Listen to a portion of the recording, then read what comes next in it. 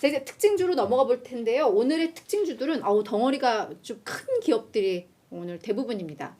먼저 아주 큰 이슈를 가지고 있는 존슨앤드존슨, 그러니까 존슨앤존슨으로 많이 알려져 있고, 이 베이비 파우더, 그리고 뭐 이렇게 핸드크림 뭐 이런 걸로 많이 알려져 있는데, 사실은 세계적인 헬스케어 기업이기도 하죠. 그러면서 가정용품을 제조하는 회사이기도 한데, 존슨앤존슨 주가가 4.5% 상승을 했습니다. 이게 사실은 이렇게 상승할 이슈인지 약간 의문이기는 한데, 뭐냐 하면 지금까지 존슨앤존슨은 엄청난 소송에 시달리고 있었습니다.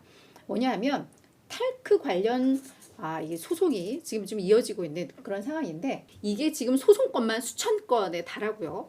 그 소송에 참여한 의뢰인들만 약 7만 명에 달합니다. 그러니까 뭐냐면 이 베이비 파우더에 탈크가 들어가요, 원료로. 근데 이 탈크가 뭐냐면 천연 암석에서 채굴한 뭐 섬유성 무기 물질이라고 하는데, 이게 뭐 퍼짐성이라던가 윤활성이 좋아서 원래 화장품에 많이 들어가는 성분이라고 합니다.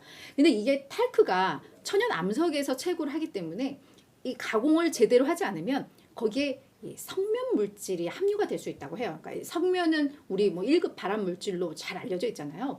근데 이 베이비 파우더를 쓴 이용객들 중에 상당히 좀 많이들 암이 좀 걸렸나 봐요. 그러니까 이 환자들을 봤더니 이거 아무래도 이 베이비 파우더, 존슨앤존슨의 베이비 파우더가 원인인 것 같아 라는 이게 어느 정도 또 본인들도 그거에 대한 근거가 있었겠죠. 그래서 이제 소송을 했던 건데, 뭐 사실 존슨앤존슨에서는 뭐 우리가 그래서 제품 진짜 수거해서 봤더니 거기서 성명 검출 안 됐어, 우리 건 정말 안전해 라고 주장을 하면서 이 소송에 대응을 했었는데, 막상 이게 아마 2017, 18년 소송이 진행이 되니까 이 존슨앤존슨이 사실은 여기에서 성면이 검출됐을 가능성이 있는 그런 실험 자료가 있었는데, 요거를 이 감췄던 게 또 드러났죠. 그래서 약간 좀 불리해지다 보니까 이 존슨앤존슨이 요쪽 부분, 이 법적인 분쟁을 책임질 법인을 하나를 그냥 분리를 해서,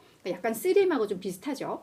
그래서 자회사 LTL 매니지먼트 LCC를 만듭니다. 그리고 거기에 이 법적 이슈가 될 만한 것들 사업 부문은 그쪽으로 다 넘겨버리고, 본인들은 그냥 알짜 존슨앤존슨으로 그냥 요 악재는 그냥 털어버리고 이제 사업을 했던 요런 국면인데, 그러면서 2021년에 그렇게 자회사 분할하고 이걸 파산 보호 신청을 하고 했는데, 뭐 법정에서는 이게 너무 이제 얄미운 짓이니까 요거에 대해서 이제 기각을 한 그런 상황이었는데, 얘들이 20억 달러 우리가 너희들한테 지급을 할게, 피해자들한테 20억 달러를 우리가 할게 했는데, 이걸 이제 89억 달러로 지급하겠다라고 제안을 한 겁니다. 훨씬 더 많이 늘린 거죠. 그러면서 이 소송에 참여한 7만여 명 중에 한 6만여 명은 이 제안을 좀 받아들인 것 같아요. 그런데 요 소식이 전해지면서, 그러니까 이제는 뭔가 그래도 그동안 크게 발목을 잡았던 이슈가 해결될 수 있는 게 아닌가? 뭐 이런 기대감들이 좀 나오면서 주가가 많이 오른 겁니다. 다만 아직 이 10,000명은 요 제안을 수락한 게 아니기 때문에 뭐 또 다른 뭐 진행 사항이 나올 수도 있어서 요거는 아직은 좀 봐야 되겠지만, 상당한 수가 합의를 봤다는 점이 있어서 불확실성 해소 기대 뭐 이런 부분들이 좀 부각이 된 것으로 해석이 좀 되고 있습니다.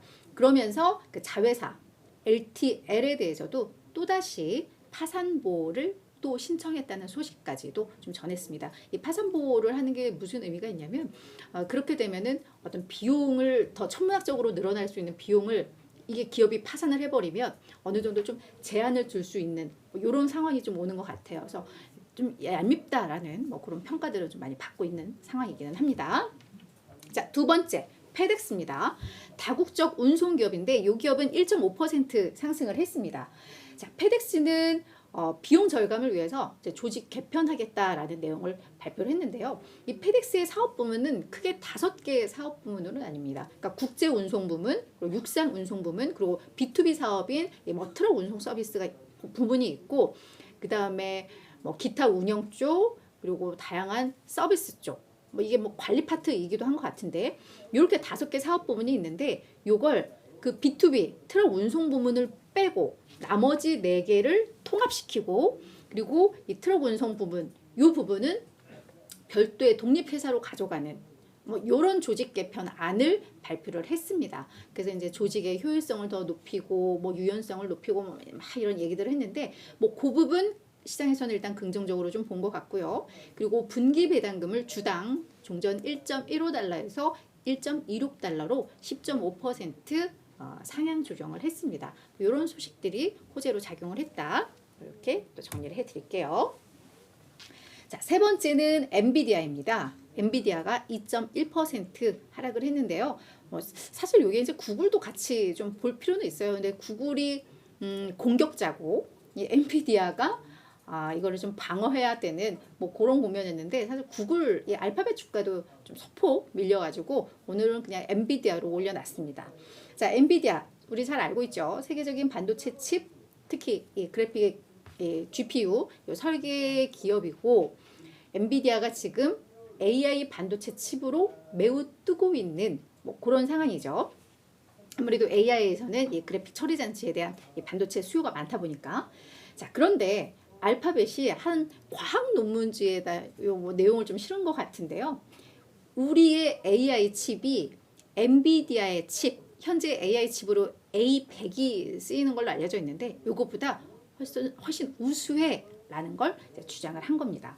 그래서 우리가 요 엔비디아 칩 A100과 같은 이런 4,000개 이상의 최신 칩으로 구동되는 AI 슈퍼컴퓨터의 성능을 보니까 A100 칩 엔비디아의 요걸 기반으로 한 시스템보다 속도는 최대 1.7배, 그러니까 약 1.2에서 1.7배가 빠르다고 했습니다. 그리고 전력 효율은 약 1.3에서 1.9배 더 높더라라고 이야기를 한 겁니다. 그래서 우리께 이제 더 좋은 제품이야. 라고 이야기를 한 거죠. 얘들이 아마 경쟁사다 보니까. 그래서 여기에 대해서 엔비디아는 왈가부부 안 했어요. 그냥 이 부분에선 얘기를 안 하고 다만 지금 엔비디아가 A100을 뛰어넘는 신제품 이제 H100을 지금 본격 생산에 좀 들어갔잖아요. 그래서 그런데 이제 이 알파벳 같은 경우에는 종전 제품과 비교를 한 거죠.